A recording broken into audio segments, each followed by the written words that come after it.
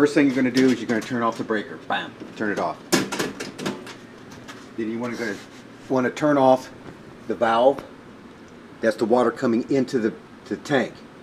After you turn that off, you need to turn on the hot water in one of the sinks somewhere.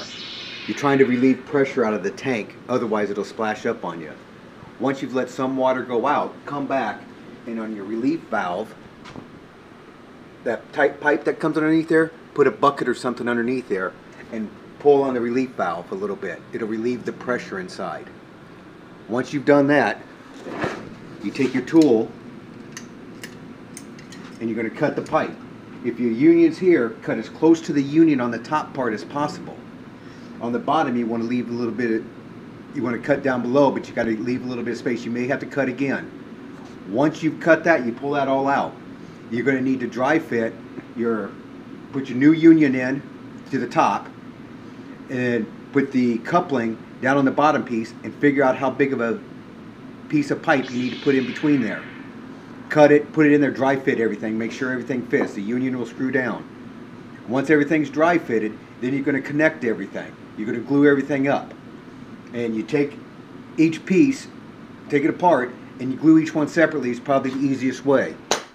You'll have some glue, and if you have primer separate, you're going to do the primer first and then the glue. And it comes with an applicator like this. This is not the type you're going to have. This is for something else.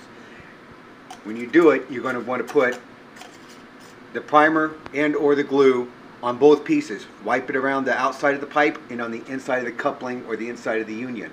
When you put it in there, when you put it together and twist it. It gives a good application. Hold it there for a few seconds and the glue will set. And then you go on to the next piece. The last pieces you put together are the union. Make sure you got the union all together there before you glue everything, and then just tighten it down. Once it's done, open up your valve and it'll bring water back in, and you'll see that whether it's leaking or not. If it's leaking, you got to cut it all out and do it again. That's the bad part. If there's no leak, leave the water on, come back and turn the breaker on, and you should be good. That's it.